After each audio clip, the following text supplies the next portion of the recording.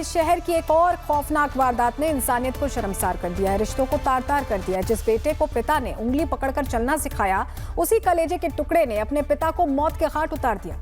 मामला सिर्फ हत्या तक नहीं थमा, सनकी बेटे ने अपने ही पिता के शरीर के टुकड़े टुकड़े भी कर दिए। लखनऊ के आशियाना इलाके से ये दिल दहला देने वाली वारदात सामने आई है।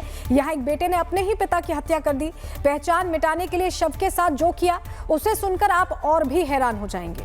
पिता के शव को ड्रम में छिपा दिया और उसे सीमेंट से सील कर दिया गया है। आप तस्वीर देखिए, ये वो नीला ड्रम है जो पुलिस लेकर जा रही है और इसी ड्रम में उसने पिता के शव के टुकड़े डाले थे।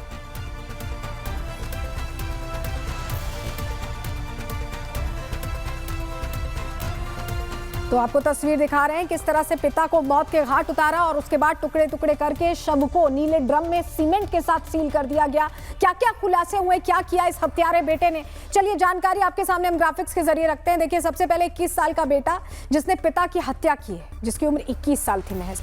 बहन के सामने ही पिता को उसने गोली मार दी और पिता पैथोलॉजी लैब के मालिक बताए जा रहे हैं। सिर कार में रखकर 21 किलोमीटर दूर फेंका। सोचे, प्लानिंग के तहत बहन को चुप रहने की धमकी दी, उसे डराया और डर से बहन ने किसी को कुछ भी नहीं बताया।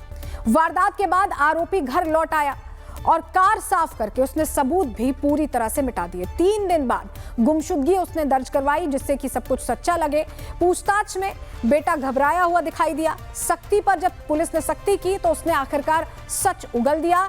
होटल खोलना चाहता था आरोपी और शायद पिता मान नहीं रहे थे। पिता चाहते थे कि बेटा डॉक्टर बने और इसी को लेकर विवाद था। 20 फरवरी को इसी को लेकर विवाद हुआ था और गुस्से में लाइसेंसी राइफल से बेटे ने पिता को मौत के घाट उतारा है और उसके बाद बकायदा ठिकाने लगाने के लिए शव के कई टुकड़े किए गए। और इस टुकड़े को उसने क्या किया कि नीले ड्रम में डालता है और सीमेंट से सील कर देता है।